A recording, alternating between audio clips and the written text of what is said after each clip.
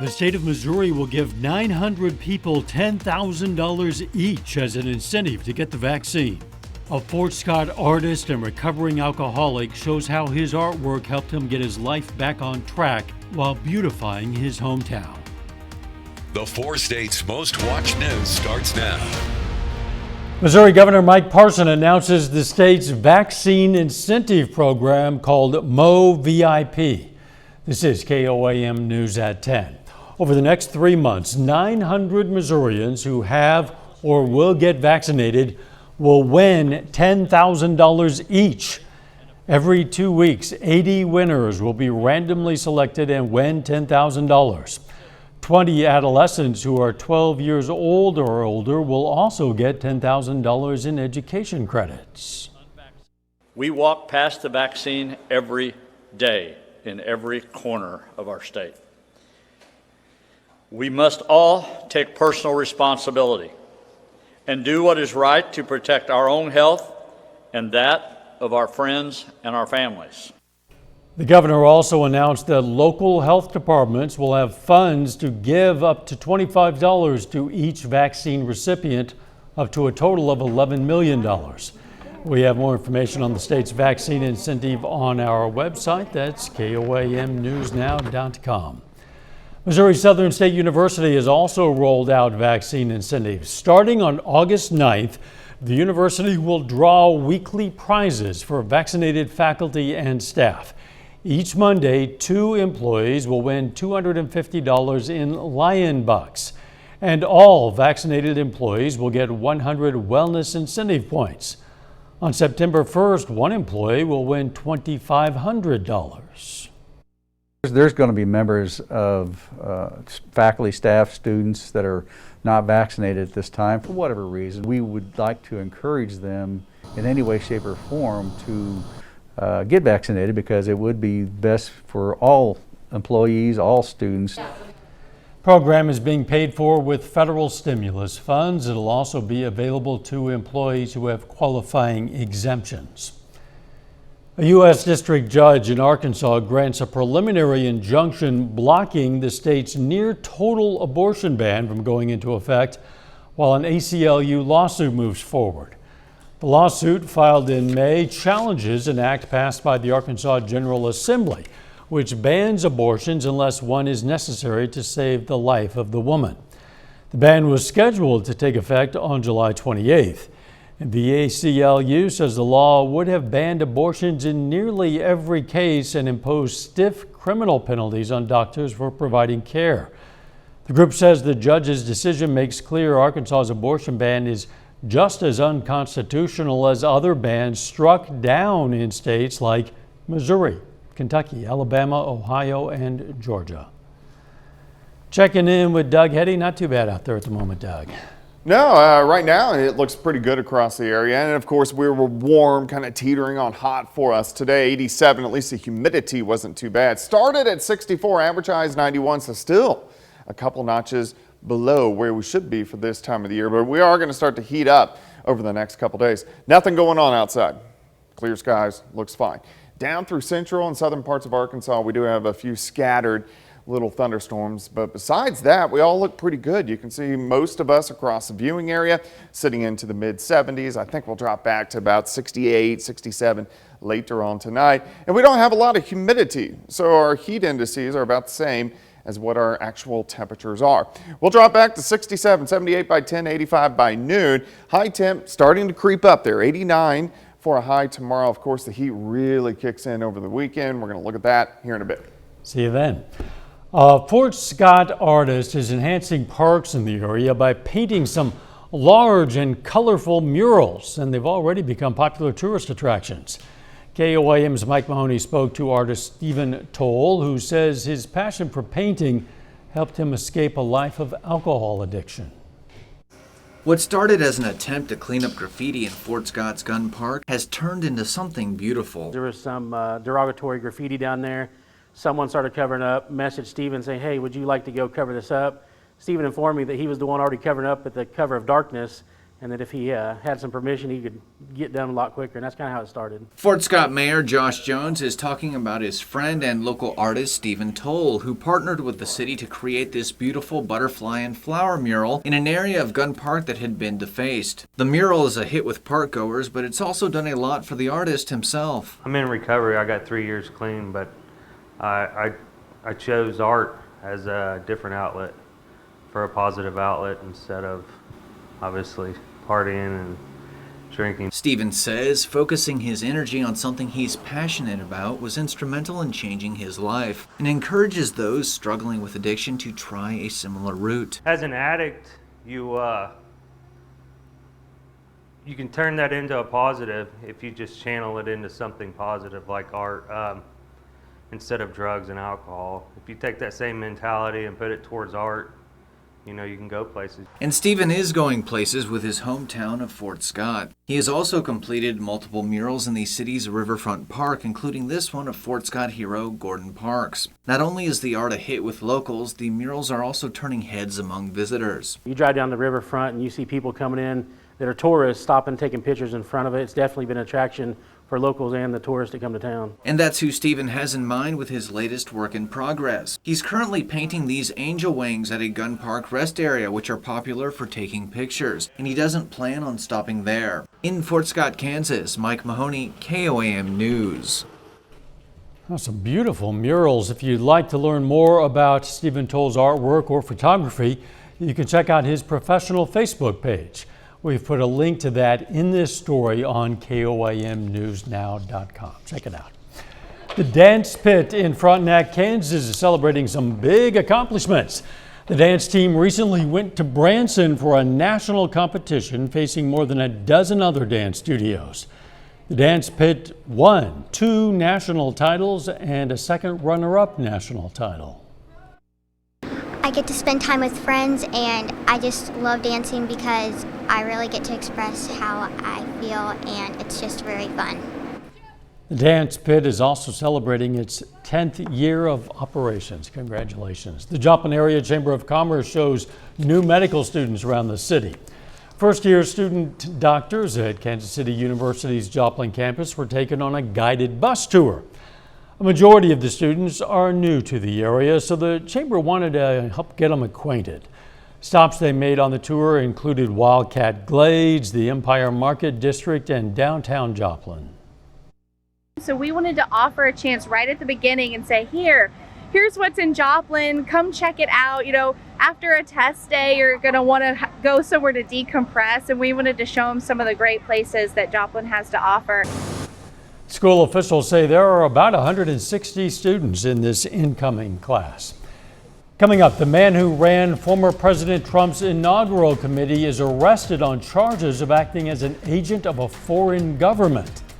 Plus, the owners of a Southwest Missouri boarding school settle civil lawsuits alleging abuse.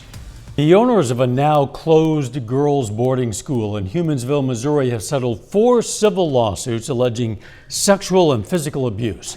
About 24 girls were removed from Circle of Hope Girls Ranch last year during an investigation into abuse allegations spanning several years.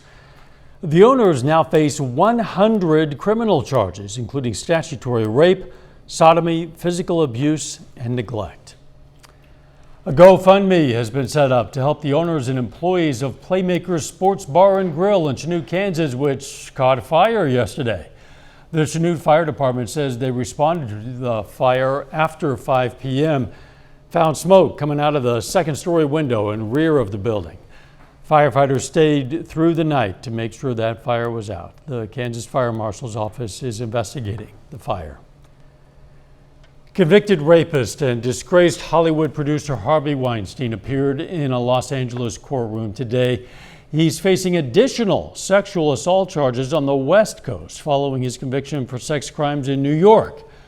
Weinstein pleaded not guilty to 11 sexual assault counts for allegedly attacking 5 women between 2004 and 2013 in Los Angeles and Beverly Hills. If convicted in California, he could spend the rest of his life in prison. The man who ran former President Trump's inaugural committee has been arrested on charges of acting as an agent of a foreign government. Tom Barrack, a longtime friend and advisor to Mr. Trump, is also charged with obstruction of justice and making false statements to federal agents. Reporter Nancy Cordes has more. 74-year-old Tom Barrack listened in court as prosecutors listed off the charges: conspiracy to act as an agent of a foreign government, obstruction of justice, and making false statements to the FBI. Donald Trump is one of my closest friends for 40 years. Barrack allegedly used that friendship to advance the interests of the United Arab Emirates, an oil-rich Middle Eastern country. According to the indictment, Barrack provided the UAE with information about meetings that occurred at the White House. And he pushed the White House to make the president's speeches more favorable to the UAE. We'll work with our Gulf allies to develop a positive energy relationship. That speech in 2016 won Barrack praise from his main UAE contact, who emailed him to say, "Amazing, congrats on the great job today." It's not about power, it's about cash, and a lot of it. Harry Littman is a former U.S. attorney. He says Barrack never registered as a foreign agent, even as his company raked in millions from the UAE. What's really going on here is there was influence by a foreign government on the president, and the country just didn't know about it. Former President Trump thought so highly of Barrack, he tapped him to run the inauguration in 2016. Now Barrack joins a long list of former Trump associates who were indicted after working with or for him. Barrack's lawyers say he is not guilty and that he's been cooperating with investigators from the beginning. But prosecutors argue the wealthy California investor is a flight risk, and so he'll remain in jail until a bail hearing can be held next week. Nancy Cordes, CBS News, Washington. Later, we're checking out a couple more county fairs in the area, this time in Wilson and Woodson counties in Kansas. Plus, for all those fairs across the region, temperatures heating up the next few days. We're going to look at that coming up. Well, it turned out to be a good Wednesday for us today. Plenty of sunshine across the region, just the cumulus clouds during the afternoon, but temps starting to warm up. It's still below average. Look at all the days in July. After a fairly hot June, temperatures in July have been mainly into the 80s. Not much of the 90s, but we are going to start to heat things back up a bit as we go into the next couple days. Great time lapse. This is Indigo Sky Casino and Resort just outside Seneca, Missouri. The cumulus clouds. Look at the haze during the evening hours. All that smoke from the wildfires out west. It gives us the really pretty sunsets, but it also drops the visibilities as that smoke is just kind of rolling across the country due to the massive fires out to the west. Here, back at home, we're sitting mainly into the mid-70s. I think we'll drop back upper 60s later on tonight. And our humidity, it's not bad, but it's starting to creep up a bit. Our dew point's kind of in that 65 to 70 degree range, which makes it feel kind of sticky, a little bit muggy out there, and those will continue to climb over the next couple days as well. Nothing going on here, though. We're dry, pretty much clear skies. But if you drop south, you can see a few scattered little thunderstorms across southern parts of Arkansas, and this is due to a wave in parts of Texas. You can see the counterclockwise spin. This is going to lift a little farther north, so some of these isolated thunderstorms will try to get into our area by the time we head into tomorrow afternoon, but we're still dominated by the clockwise circulation, the big dome of high pressure out across the central parts of the Rockies. All right, let's go through time for us tonight. Looks good. Pretty much clear skies. We'll drop back upper 60s. Let's go through the daytime hours tomorrow. We'll have some clouds during the afternoon hours, and a few isolated little thunderstorms will pop up. These are going to be mainly in our southern counties. Here's your forecast for you. We'll start at 67, 85 by noon, high temp right around 89, so a notch or two hotter than what we did see today. But still, the real heat has not arrived yet, and it won't for a couple days. Tomorrow night, the clouds will dissipate again, clear skies. Then on Friday, we'll heat up a little bit more. I think most of us will top out right about 90 degrees on Friday afternoon. So our humidity is also going to start to increase.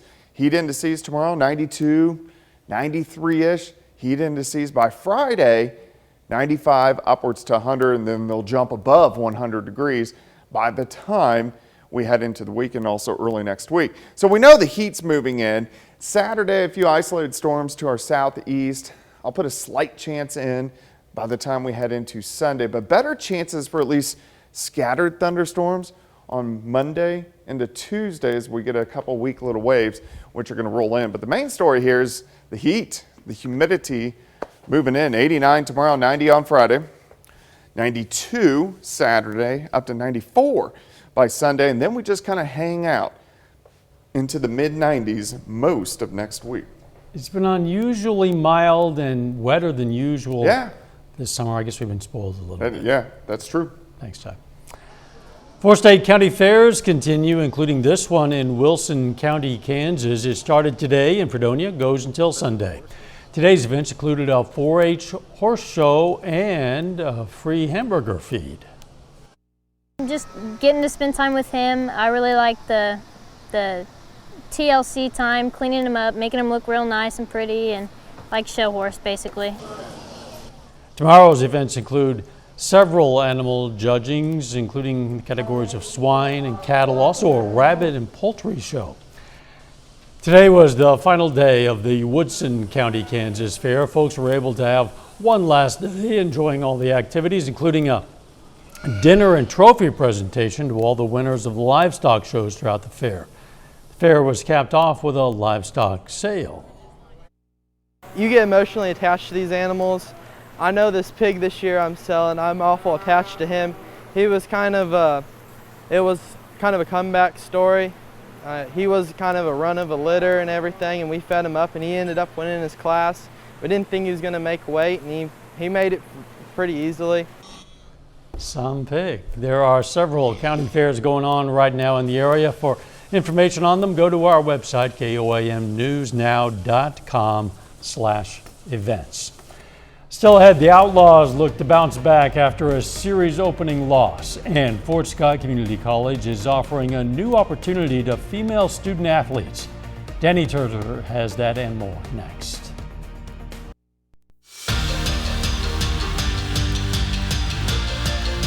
Fort Scott Community College is starting a women's flag football program.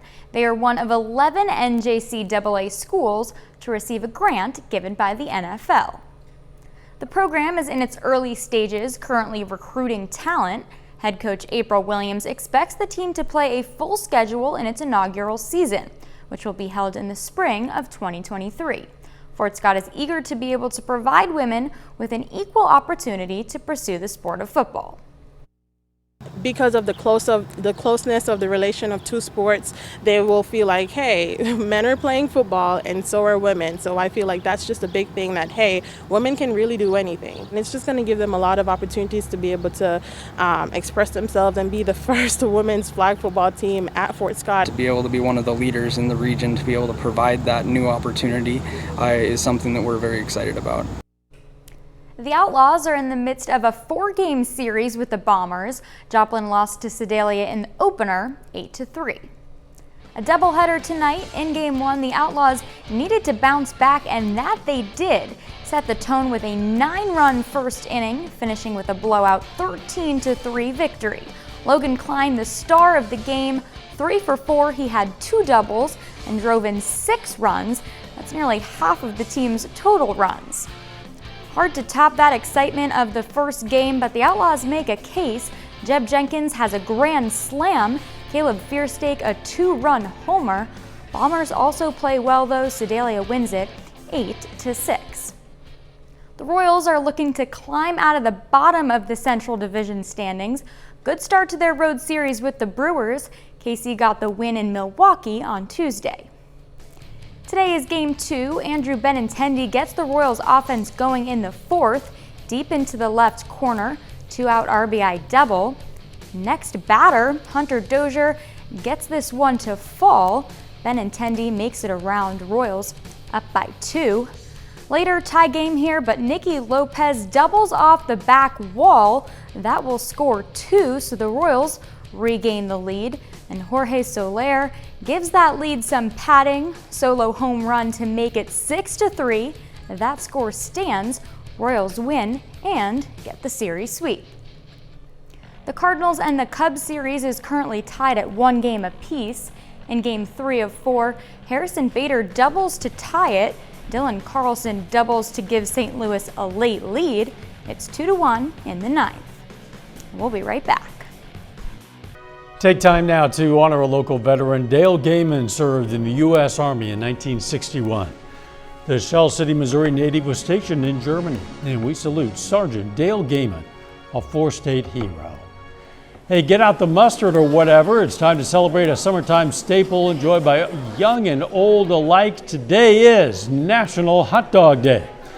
The National Hot Dog and Sausage Council estimates Americans consume as many as 20 billion hot dogs each year. Why not? Easy to cook, microwave, stove, campfire. It's the perfect food, they say, for watching a game or on the go, and the toppings, they're endless. Ketchup, mustard, relish, onions, mayo, cheese, chili, and sauerkraut. Some of those toppings are great. Some I think are not acceptable, but I'm curious.